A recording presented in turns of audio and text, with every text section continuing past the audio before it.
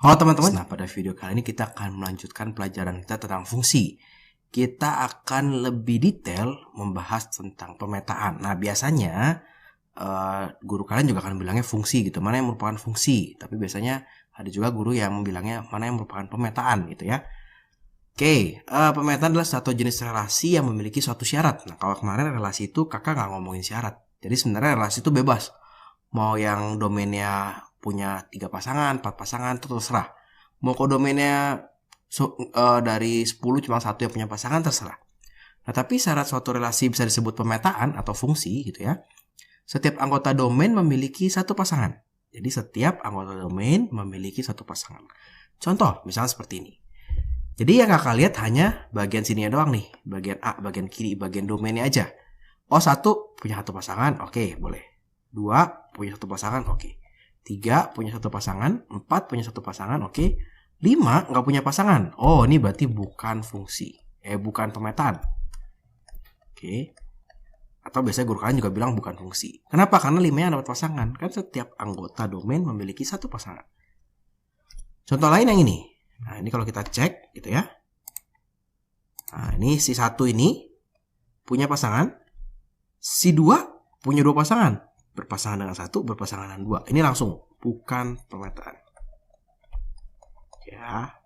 Jadi setiap ketemu yang ini ketemu 2 gitu ya, dapat 2 pasang, bukan pemetaan. Contohnya ini. Nah, sekarang 1 punya 1, oke. 2 punya oke. 3 oke. 4 oke. 5 oke. Nah, ini adalah pemetaan. Nah, dari tadi kakak hanya melihat bagian kiri gitu ya. Jadi kenapa? Karena syaratnya hanya setiap domain memiliki satu pasang. Oke, nggak boleh lebih dari satu pasang gitu. Nah, di sini kakak nggak peduli nih, dia nggak dapat pasangan, terserah. Ini juga kakak nggak peduli, dia terserah. Atau dia dapat 2 cabang, boleh aja. Nih, boleh aja nih, gitu ya. Yang penting domainnya setiap anggota punya satu pasangan. Oke. Nah, jadi biasanya soal-soalnya itu adalah membedakan mana yang pemetaan dan relasi, atau biasanya mana yang fungsi, mana yang relasi, gitu ya. Misalnya ini, mana yang fungsi, mana yang relasi. Kita lihat aja, berarti kita lihat, oh ini oke, 1 punya satu pasang, punya satu pasang, punya satu pasang, punya satu pasang, punya satu pasang. Maka ini adalah sebuah pemetaan. Yang ini kita cek, oh ini punya satu pasang.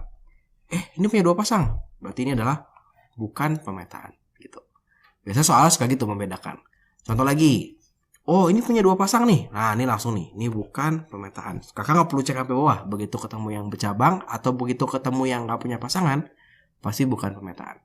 Ya, yang ini, oh ini dapat satu pasangan, satu pasangan, satu pasangan, satu pasangan. Oke, boleh. Berarti ini adalah suatu pemetaan. Walaupun si ini cuma nggak dapat nih. Dari 5 cuma 2 dan si 3 dapatnya sampai 3, nggak masalah gitu ya. Bisa juga dari diagram panah atau bisa juga soalnya berupa diagram kartesius gitu ya. Mana nih yang pemetaan, mana yang bukan gitu ya. Berarti gampang aja nih. Kita tinggal lihat, ingat X itu adalah domain. Ya, X itu adalah domain. Jadi kita cara ngecek gimana? 1, oh punya 1 bola. 1 titik. 2, 1, 2, 3. Wah, ini pasti bukan. Kenapa? Karena dia punya 3 gitu. Oke. Kemudian yang ini. 1 punya, 2 punya 1, 3 punya 1, 4 punya 1, 5 punya 1. Oh, ini berarti suatu pemetaan. Cek yang ini. 1 punya 1. Oke. 2 punya 1. Oke. 3 berpasangan dengan 1. Sama ini lagi. Ada 2. Wah, ini pasti bukan pemetaan. Oke. Jadi ngeceknya gitu. Contohnya lain adalah dalam bentuk korespondensi satu-satu. Himpunan pasangan berurutan. Kita juga mesti bisa membedakan mana yang pemetaan, mana yang relasi gitu ya. Nah, kalau kita lihat, berarti kita lihat hanya satunya aja nih. 1, pasangannya 2. 2, pasangan sama 2. Oke, pasangan cuma ada 1 nih ya. Oke, ini cuma ada 1. Si 3 berpasangan dengan 2. Dia cuma ada 1 doang nih. 4 berpasangan dengan 2. Oke, berarti ini suatu pemetaan. Oh ya, sebelum kakak lupa, ini berarti yang bukan pemetaan pasti dia relasi gitu ya. Ini suatu relasi biasa aja. Bukan relasi khusus yang punya syarat tertentu ya. Nah, ini kita lihat 11 punya pasangan 4.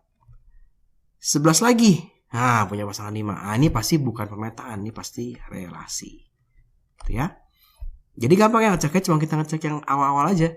1 pasangan sama 6. Oke, 2 pasangan sama 7. Oke, 3 pasangan sama 8, oke. 4 pasangan sama 8 nggak masalah. 5 pasangan sama 9, oke. Oh, ini berarti pemetaan.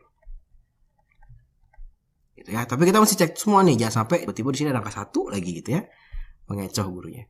21 berpasangan dengan 22, oke. Ketemu lagi 21 nih. Nah. Atau misalnya kalau ini 20 deh. Nah, ini 22. Oke. Terus ketemu lagi di sini 22. Ah. Ini kan berarti 2 kali ya, dia dapat pasangannya 2, si 23 dan 24. Ini nggak boleh. Berarti ini suatu relasi, bukan suatu pemetaan. Oke ya, jadi itu yang pertama yang mesti kita bisa membedakan mana pemetaan dan relasi. Nah, sekarang kita akan belajar jumlah pemetaan yang dapat dibentuk. Nah, jadi karena memiliki syarat tertentu, kita bisa melihat berapa banyak pemetaan atau fungsi yang bisa dibuat oleh dua buah himpunan yang saling berelasi. Kalau dia relasi biasa, nggak ada syarat, wah kemungkinannya unlimited, bisa banyak banget, bisa miliaran. Tapi karena ini dibatasi tertentu, maka kita bisa mencari jumlah maksimumnya berapa sih yang bisa dibentuk, gitu ya. Contoh yang ini. Ini kita melihat suatu kemungkinan, salah satu kemungkinan pemetaan dari himpunan A ke himpunan B.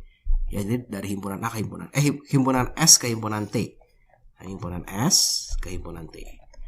Kok salah satu kemungkinan, Kak? Ya, salah satu kemungkinan. Kenapa? Karena bisa aja pemetaannya nggak seperti itu. Tapi misalnya 2-nya ke 10 gitu. 2-nya ke 10. 3 ke 0. 2 ke 0. 5 ke 6 deh. 7 ke 12. Itu 2. Gitu ya. Kak, ada peluang yang lain nggak? Bisa. Misalnya ini 2-nya ke 0, 3-nya ke 0, 5-nya ke 0, 7-nya ke 3. Tambah lagi 1. Wah, mungkin banyak banget dong, Kak. Terus gimana kalau kita ditanya berapa banyak yang dibentuk? Nah, ada rumusnya. Jadi untuk menentukan jumlah pemetaan yang bisa dibuat, tidak mungkin kita membuat semua kemungkinan. Kadang-kadang ada sih guru-guru tertentu yang di soal ulangan suruh tulis nih, tentukan semua kemungkinan. Tapi biasanya kecil. Paling 3 sama 3, 3 sama 2 anggota gitu ya. Tapi kalau udah 10 sama 10, wah mabok ya. Jadi jumlah pemetaan, jumlah fungsi dari A ke B itulah NB banding NA dibalik. Jadi A ke B, B pangkat A. Jadi jumlah pemetaan dari A ke B adalah NB pangkat NA. NB NA itu apa sih, Kak? NB NA itu adalah jumlah anggota. Jadi kalau di sini NS, nah ini berapa nih NS-nya? 1, 2, 3, 4. Ayo belajar lagi himpunannya ya, yang kelas 7 ya. Ini berarti NT berapa nih? 1, 2, 3, 4, 5. Maka pemetaan dari S ke T, nah, maka adalah T pangkat S. Jadi NS T dipangkatin NS gitu ya. NT berapa? 5 pangkat 4 gitu. Oh, ini 625. Gitu. Contohnya seperti itu. Oke. Contoh langsung soal deh. Ya. Ada dua himpunan A dan himpunan B. Tentukan jumlah pemetaan dari ini ya. Maka kalau ketemu soal seperti ini, yang pertama kita lakukan adalah kita cari dulu nih jumlahnya berapa nih? NA. Oh, ini 1, 2, 3, 4, 5. 5. NB-nya berapa ya? Oh, ini 3, Kak. Oke, simpan. Sekarang untuk pertanyaan yang A gitu ya. Dari A ke B. Nah, dari A ke B. Pemetaan dari A ke B. Berarti dibalik. NB gitu ya. Dipangkatin NA. Gitu. NB-nya berapa? 3 dipangkatin 5. Berapa 3 pangkat 5? Ya udah kita hitung aja. 3 pangkat 4 itu 81. 81 kali 3 berarti 243 gitu. Oke. Kemudian ditanya B ke A. Nah,